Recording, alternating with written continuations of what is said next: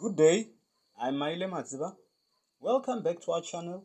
Today we continue with our semester test 2 of our CIR 123, which is the second chemical engineering module at the University of Pretoria.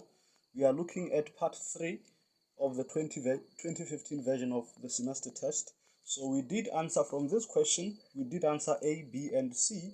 So now we're going to be starting from D. So now let's look at D. D says calculate the patch stream P in kilomole per hour. This is the patch stream P, right? So we did manage to, in A, B, and C, we did get all the information that we need. So if we're going to be calculating the patch P, it's going to be easy that we do a CH3OH balance in the process. And the reason for that is that using our chemical engineering intuition, we can actually notice that there are three streams that are actually external streams, one coming in and two going out.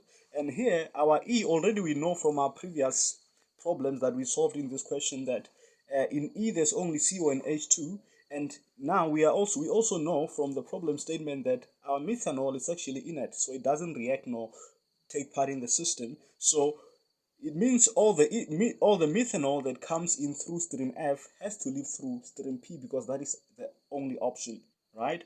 And another information we also know that we got from our previous calculations in A, B, and C is that we know the percentage composition of P, or rather the mole analysis of P. We know how much methanol is here, percentage wise or mole fraction wise. So with that said, for us to be able to answer question D, we're going to actually do a methanol. Let me just write it down that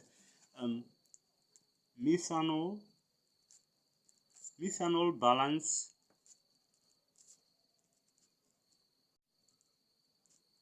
in the whole process. Right, so this, we're going to be doing a methanol balance in the whole process. We basically are going to say all the methanol that enters in F is all the methanol that enters in P. And now the question is, how much is the methanol that enters in F? From the problem statement, we are told that the first stream F that enters the process contains 4% methanol. Therefore, already we know that we can just say 0.04 F, right, is equals to, now we need to find out the mole fraction of methanol and P. We did calculate that, and we know from our chemical engineering intuition that the mole analysis of D and R and P are the same. So we have the information on P based on the previous questions that we answered. So we know that the mole fraction of methanol in P is actually 0.174672. Therefore, we can easily say 0.174672 P. So this is basically what it says. All the methanol that enters in F is equals to all the methanol that lives in patch stream P. And with that said, we can just say, therefore, P is equals to 0.04 all over 0.174672, right? Let me put F here. Yeah, so it's 0.04 F all over 0.174672, right? However, we know how much F is. We know already that we had to use 100 kilomole per hour of F. So we can just say, therefore, P is equal to 0.04 multiplied by 100 kilomole per hour all over 0.174672. Therefore, this makes P to be equals to 22.9 kilomole per hour. So now we know already that we know now that P is actually 22.9 kilomole per hour. This is actually the patch stream P. And this then answers question D that says calculate the patch stream P in kilomole per hour. So now we go to E. Now going to question E, they say calculate the product stream E flow rate in kilomole per hour. Let me just bring the diagram again. They say calculate the product stream E in kilomole per hour. Now, Firstly, we already know how much we did calculate in our previous questions, how much CO is actually there, and also how much H2 is actually there. So we know how much of CO is in B. We also know how much of H2 is in B, right? And this is because in our previous questions we did calculate the CO and H2 in terms of X in B. So we already have the information of what was CO in B and also what was H2 in B. And according to the separator here and even the problem statement, we are told that we get to realize that all of the CO and H2 that was in B did separate to go through stream H, right?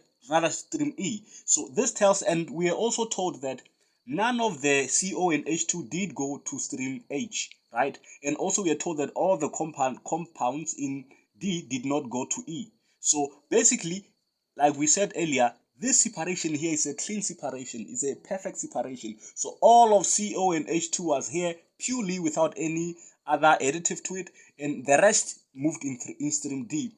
So this tells us easily that in B, or if we have all the information, if we have all the CO in B and all the H2 is in B, those CO and H2 is actually the same as those ones. So for us to go about this question, let's just say here that CO in B is equals to CO in E, right, is equals to 0.084x, right? And also H2 in B is equals to H2 in E is equals to 0.168x. So if you actually did look at the first part, or you went through all the previous part of these questions, you'll realize that in B, the CO that was in B was actually 0.084x, because we did calculate that in terms of x.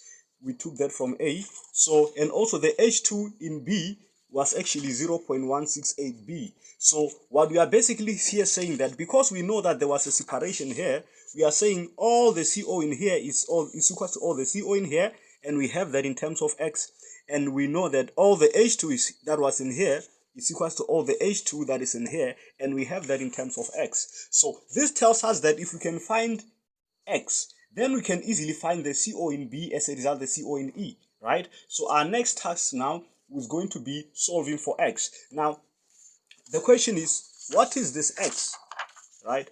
Initially we had defined x as the amount, or the kilomole, the amount of moles in A, right? So we can, and we did calculation based on that. So which means if we can be able to find the total amount of A, then we can be able to substitute that A in these mini equations here and find the moles of CO and H2, right? So with that said, we can just say, let me bring the previous one. If we look at equation 4 here, it says 100 plus R is equals to A, right? And remember, we have R already, and we have 100, which means you can just simply say, this is what? Equation 4. Let me just reference it and say, from equation 4, right? A is equals to 100 plus R. Again, and then we say A is equals to 100 plus, remember R we did calculate in C, we had R as 817.8844 kilomole per hour. So A is equals to 100 plus 817.8844 kilomole per hour, and that gives us a total A of 917.8844 kilomole per hour. So now we have all our A, right? And I can just say, but A is equals to X, right? Is equals to 917.8844 kilomole per hour, because like I said, the X, we defined it as the total amount of moles in A. So if we have this information, then we can actually go back here and say, therefore, CO in E is equals to 0.084x, right? Is equals to 0.084 multiplied by our X we already have is 917.8844 kilomole per hour. And if you use your calculator, that is going to give you 77.10 kilomole per hour, right? And we do the same in H2, and we say H2 in E is equals to, this is it, 0.168 x, right?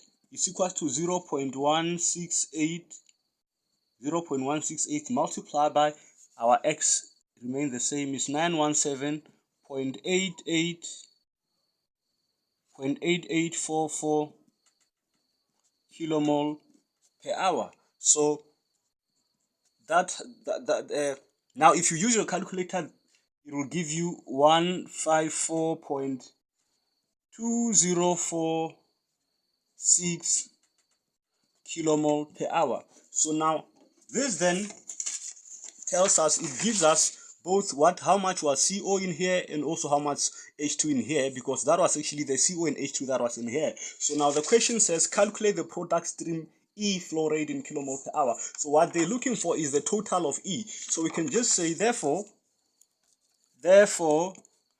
total stream E is equals to what? It's CO is equals to CO plus H2, right? Is equals to how much was CO? CO is 77.10 kilomole per hour plus H2 was 154.2046 kilomole per hour. And if you use your calculator, that gives you 231.3046 kilomole per hour. So this then answers the question that said that calculate the product stream E flow rate in kilomole per hour. And just highlight, if as I go through this information, maybe you feel like you can't follow. This is probably because some of the information I'm taking from part A, B, and C, and D, and I'm plugging it here without much explanation. So, but if you actually can go throughout all the videos, start from A, B, C, and D, it's going to be easy to follow it. So now we are done with E. Then we go to our last part, which is part F. And now part F says calculate the conversion in the process. Now let me bring the diagram again. So there's a conversion. There's a conversion in the reactor and the conversion in the process. In the reactor, we're told that the conversion was 10%, and we did use that when we did the previous calculations. Now we need to look at the conversion in the reactor, in the process rather. So, and for us to get that, there's a couple of methods we could use, especially because we are told that the butanol and the water are actually in correct stoichiometric ratios, which means here there's no excess reactant and there's also no limiting reactant. So both butanol and water could be used to calculate the actual conversion in the process. So for easy purposes, to eliminate a lot of mathematics, so I actually had to use butanol because it only has one coefficient. So I'm going to be using butanol as a standard to calculate that, but I have to emphasize that you can actually use water, right? And it shouldn't be very difficult. So with that said, I can just say butanol, which is C4, do this, one underline. So butanol, which is C4H10O, right, in fresh feed is equals to 24 kilomole per hour, right? So butanol here we did calculations earlier and we found that butanol is actually in the fresh feed it's actually 24 kilomole per hour. So if we use butanol, then we can actually say that the ratio of butanol and CO. So let me say the ratio of C4H10O and CO is actually 1:4, right? So with that said, therefore, CO theoretically possible is equals to 24 kilomole per hour multiplied by 4, which is actually equals to 96 kilomole per hour. A little bit of an explanation to that. What I'm basically saying here, according to the chemical reaction equation, you could see that butanol, 1 mole of butanol produces 4 mole of CO. And if we use butanol as the, let me call it the limiting reactant in this case for the sake of explanation, if we use that, we know that if 1 mole of butanol produces 4 mole of, would produce or has a potential of producing 4 mole of CO, then 24 mole of butanol has a potential of producing 24 multiplied by 4, which is 96 kilomole per hour of CO, and that's why I called it CO theoretically possible, which means based on what we have or based on what has been put in the process, we are expecting a maximum of 96 kilomole per hour. That is to say, if all of the butanol reacts, then we're going to be able to produce a CO of 96 kilomole per hour. However, this is the theoretical possible. This is actually the expectation, or this is actually this is the furthest or the best result you can get out of this, right? So now, if we have that, we can just say, we can compare the theoretically possible or what we expected with what was actually produced. So we can just say, but CO produced, the actual produced. So, but CO produced is equals to 77.10 kilomole per hour, right? Remember that we just calculated here that, where's that? I think I misplaced it. It's okay, it doesn't really matter, I can just explain it. Remember that in this reaction equation, according to 24 kilomole of butanol that was put in the process, right? It had a potential of producing 96 kilomole per hour. However, after we did the calculation based on the information we were given, we realized that there was actually 77.10 kilomole per hour of CO that was produced. So now we're comparing what we expected with what we produced, or what was theoretically possible with what was produced, to actually calculate the conversion in the reactor, in the process. So we can just say, therefore, conversion in the process is equals to, right, CO produced all over CO theoretically possible. Right? Multiply by 100%, right? Is equals to CO produced is 77.10 kilomole per hour all over. The CO that was theoretically possible is 96 kilomole per hour multiplied by 100%. And if you use your calculator, it gives you 80.3125%. So this is actually the conversion in the process. It's actually 80.3125%. And that wraps up question F, and that then wraps up question number 1 of the semester test 2 of 2015. So thank you for your time, and I hope we meet again in our next video.